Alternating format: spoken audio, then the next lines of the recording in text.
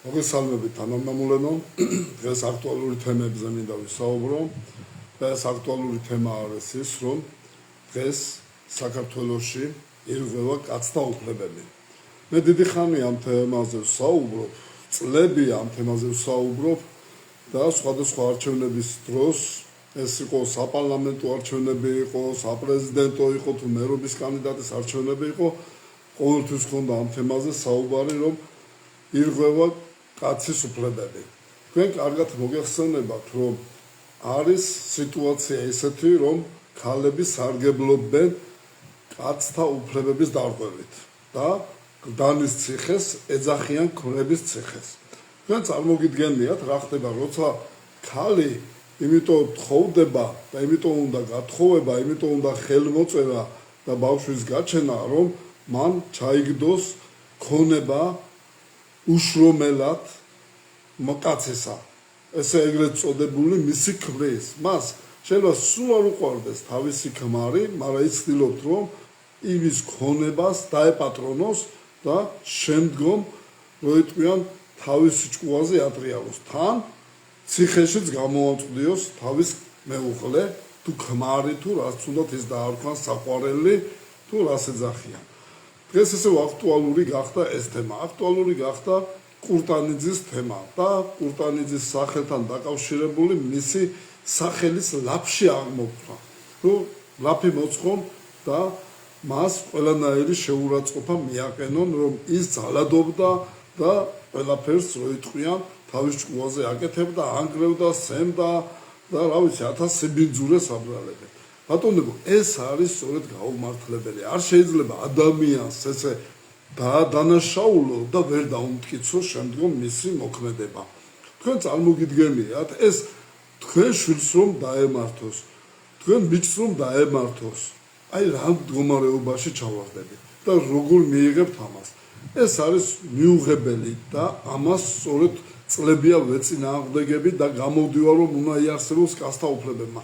და საერთოდ არ უნდა არსებობდეს ქალთა უფლებები, კაცთა უფლებები, ძაღლთა უფლებები და ასე შემდეგ.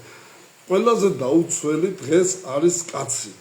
კაცი, რომელიც შრომობს, იბრძვის თავისი ოჯახისთვის, თავის შვილებისთვის, აკეთებს ყველაფერს და ქალი კიდევ უშრომელი შემოსავლით უნდა დაეპატრონოს მის ქონებას.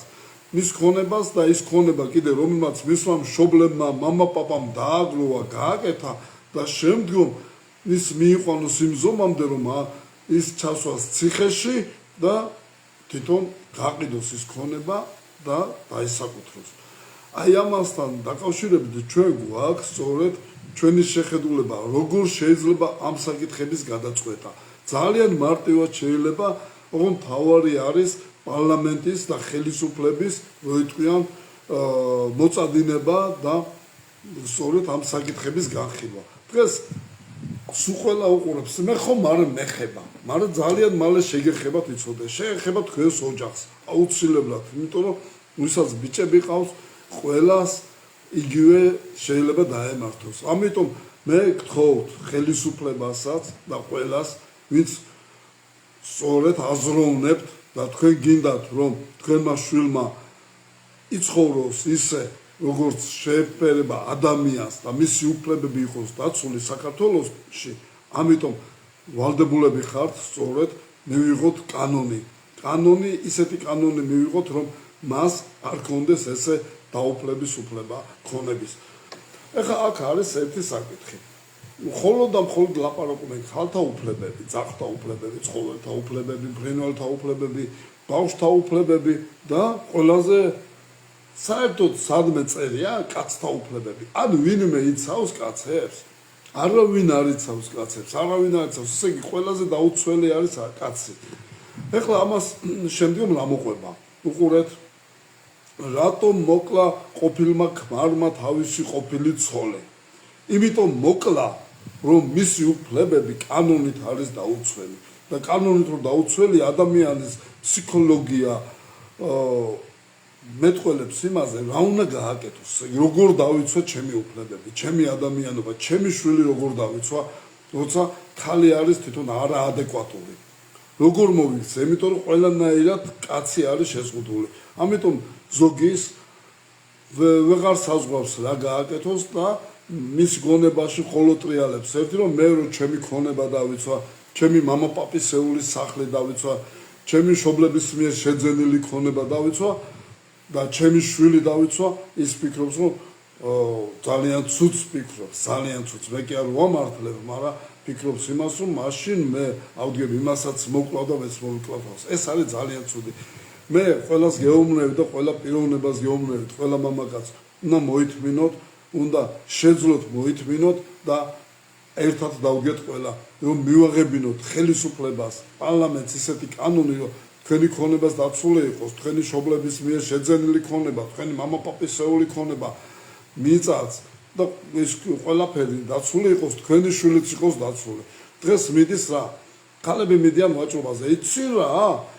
ბავშვს უნდა, ბავშვი თუ ვაჭრობენ, მიყავთ ეს ბავშვი, უკაცრავად ბავშვის მოვლის თავი თუ არა გაქვს, სად მიყავს ეს ბავშვი.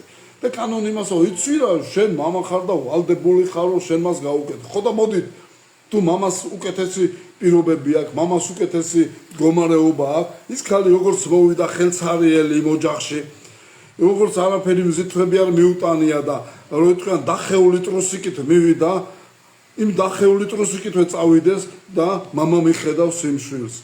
მიხედავს ისე როგორც საჭიროა, განათლებასაც მისცემს, სახსაც მისცემს, კარსაც მისცემს და ყველაფერს. რატო მაინც და მაინც ბავშვი უნდა დარჩეს დედასთან? რახან 9 თვით მეტი ატარა მუცელში?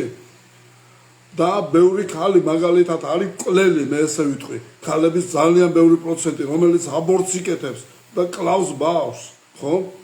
ის ხო მომავალი ადამიანია, რომელიც ჩამოყალიბდება და მისი განვითარება სწორედ შეიძლება ისეთი იყოს, რომ მან შეცვალოს სწორედ საქართველოს ბედიღბალი. ამიტომ თქვენ ნუ ფიქრობთ, რომ მარტო ბავშვი გეკუთვნით თქვენ, რახან თქვენ გააჩინეთ. უკაცრავად, მაგრამ კაცს რომ არ გაეკეთებინა, მაშინ ისე გაგეჩინათ ის ბავშვი, ხო? ეს ბავშვი არის საერთო, დედისაც არის და მამისაც. ამიტომ არ გაქვთ თქვენ უფლება, რომ ბავშვს აუგრძალოთ, მამის ნახვა, ბავშვზე ცუდად იმოქმედოთ, ბავშვზე გამოხვიდეთ და ბავშვზე უთხრათ, რომ მამა თქვენი ცუდია, ესეთია, მოძალადეა, ნარკომანია, ლოთია და ყველაფერი უბედურობა კაცებს გადააბრალოთ. ქალებსაც აქვთ ის პასუხისგებლობა, ასაღები, რასაც რო იტყვიან, არ უნდათ რომ ის პასუხისგებლობა აიღოთ. ჩვენ ყველამ ერთად უნდა დავიცვათ კაცისა და ქალის უფლებები. უნდა არსებობდეს მხოლოდ და მხოლოდ ერთი ადამიანის უფლებები და არა ქალის უფლება, ან კაცის უფლება, ან რაღაცა. ეს არის მიუღებელი და სწორედ ამ საკითხებზე ერთად უნდა ვიმსჯელოთ და ერთად უნდა დავუდგეთ, რომ ყველას უფლება დაცული იყოს. მარტო გამოდიან, ეხლა მე ვიცი, გამოვლენ ქალები და დამეწყებენ მე კრიტიკას, ათას შეურაცხყოფას მომაყენებენ. იცით რა ესა? ყველა კაცი ერთნაირი არ არის ბატონებო, ყველა ადამიანი ერთნაირი არ არის, ყველას ერთ ქვაბში ვერ მოვაქცევთ, ხო? მაშინ ყველა ქალი, რომელიც მე ვიცი, რომ ქალმა ბავშვები გაყიდეს თავისი მუცლიდან, გაყიდეს, მიიყვანეს და გაყიდეს წლების წინ. ესეთი ადამიანებზე მოდით ეხლა ყველა ესეთი ქალი ხომ არ არის, არა ყველა ერთი ქვაბში ხო ვერ მოვაქცევთ, არა ყველა კაცი ერთ ქვაბში ხო ვერ მოვაქცევთ, როგორ შეიძლება ესე ხელაღებით კაცები დაიჭიროთ, მიიყვანოთ ციხეში, დააპატიმროთ და შემდგომ სასამართლოს ელოდოს 3 თვის განმავლობაში ამტკიცოს ის რომ არის უდანაშაულო. არა ბატონებო, უნდა გავაკეთოთ ისე რომ არც კაცი და არც ქალი არ იყოს დაუცველი. და არც ბავშვი მით უმეტეს, ყველაზე მეტი საკითხი რო იტყვიან წამოიწერო მხოლოდ მაშინ, როცა ბავშვთა უფლებები იქნება დაცული და დედაც და მამაცაც ექნება თანაბარი უფლებები და არ ექნება ის, რომ მარტო დედასია ბავშვი, არ არის დედასი და არ უნდა იყოს ისე მიკერძოებული. დღეს რა ხდება? ქალები არ ანახებენ ბავშვს. არ უნდათ რომ იცი რა მამასთან მივიდნენ, მამასთან წავიდნენ დასასვენებლად, ან ერთი კვირა იყოს, ან ერთი დღე, ერთი საათსაც არ აძლევენ კაცებს უფლებას, რომ ბავშვი ნახოს. რატომ? და რატომ მამაზე არ არის სასჯელი? რატომ არ იბარებენ იმ ხალხს და რატომ კაცრად არ აფრთხილებენ, რომ კიდე თუ მოხდება ესე ის ხალი დაისაჯოს მაშინ და ჩამოერთვას დედობის უფლება. ან სხვანაირად დაისაჯოს, არ მაინტერესებს როგორ დაისჯება. მთავარია დაისაჯოს, რომ იმანაც იცოდეს, რომ დედას და მამას აქვს თანაბარი უფლება და არ შეიძლება იყოს რომ მარტო დედას უნდა და არ განახებს ბავშვს. უნდა და მოიდებს მიზეზს, რომ იცი რა, არ განახებ ბავშვი მეცადინეობს მე არ დაგალაპარაკებ ტელეფონზე ბავშვი მეცადინეობს და არ მისცემს საშუალებას მამას რომ ურთიერთობა გქონდეს შვილთან. ამ საკითხებზე არავინ არ მსჯელობს. გამოვლენ და ეთქვა, იცი რა ეს კაცი ლოთია, დამტკიცება უნდა ლოთია თუ ნარკომანია თუ ხულიგანია თუ ყაჩაღია. ბევრი ნამდვილად კარგი ადამიანია და ნამდვილად კაი პიროვნებაა, ვინც ნამდვილად უნდა თავის შვილებზე იზრუნოს, მიხედოს და გზაზე დააყენოს კაი გზაზე. მაშინ ესე ბევრი ქალი არანორმალურია. და მე ბევრ ხალხში მოვაქციოთ ის ნორმალური ხალხი? ესე არ შეიძლება. არ შეიძლება რომ ხალხს ძალიან ბევრი უფლებები გქონდეს. იმაზე მეტი უფლებები გქონდეს, რაც კაცსა. უნდა იყოს თანაბარი უფლებები კაცისა და ქალისა. სხვანაირად არ გამოვა არაფერი, ბატონებო. სხვანაირად ეს იქნება დამღუპელი იქნება კაცები უკაცრავად და ესე ვიტყვი წააჩმორეს ქალებმა, წააჩმორეს სული ამ სიტყვის მნიშვნელობით. გახადეს ჩმორებით და არაძლევენ კაცს იმის უფლებას, რომ მან თავისი მოვალეობა, მამამ თავისი მოვალეობა შეასრულოს ისე როგორც საჭიროა და გააკეთოს თავისი ვალდებულება. და მე გამოდიან და იცი რა, შენ არ აქცევ შენ შვილს ყურადღებას, არ აქცევ ყურადღებას, არაფერს არ აკეთებ შენი შვილისთვის. მიეცი მას მაგის უფლება, მაგის საშუალება მიეცი რომ გააკეთოს. აი ამიტომ ყველა ერთად უნდა დავდგეთ, ქალიც და კაციც, ყველა ერთად უნდა მოვითხოვოთ, რომ სიტუაცია იყოს თანაბარი, მამისა და დედის უფლებები იყოს თანაბარი და არ მივცეთ მარტო ქალს იმის საშუალება, რომ ის არის ქალი და მას შეუძლია ყველაფერი გააკეთოს და უკაცრავად კაცი გაანადგუროს ბოლომდე. თქვენც თითოეული ქალი, თითოეული პიროვნება, ხო? თქვენ შვილების პატრონი ხართ. აი თქვენ შვილს რომ ესე გაუკეთოს ვინმე, რას იზარდ? მე დარწმუნებული ვარ, რომ ყველაფერს გააკეთებთ, რომ თქვენი შვილი ბიჭი არ დაიჩაგოს. ყველაფერს გააკეთებს და ყველაფერზე წახვალთ. ამიტომ მე გთხოვთ ყველას ერთად მოვითხოვოთ კაცების უფლებების დაცვა. ამიტომ უნდა არსებობდეს კიდევ ვიმეორებ, ერთადერთი კანონი, ადამიანის უფლებები და მეტი არაფერი. რა არის ეს ქალები ცხოველების დონეზე რომ დაიყვანეთ?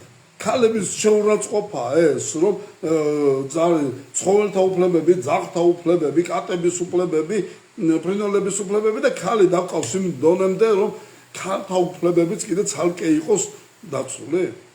არა ბატონებო, ჩვენ ყველამ ერთად უნდა მოვითხოვოთ, რომ იყოს მნიშვნელოვნად გამოხატული, რომ არსებობდეს კაცთა უფლებების დაცვა და არა ვინმე.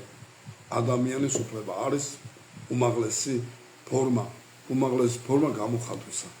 დიდი მადლობა ყურადღებისათვის, მაგრამ რომ არ გამეკეთებინა ამაზე ჩაწერა და არ გამოსულიყავი, არ შეიძლებოდა. ეს არის ძირითადი ჩვენი პრიორიტეტი, ჩვენი პროგრამა და ყოველთვის ამ პროგრამას განვახორციელებთ. მადლობთ, კარგად გრძანდებოდეთ.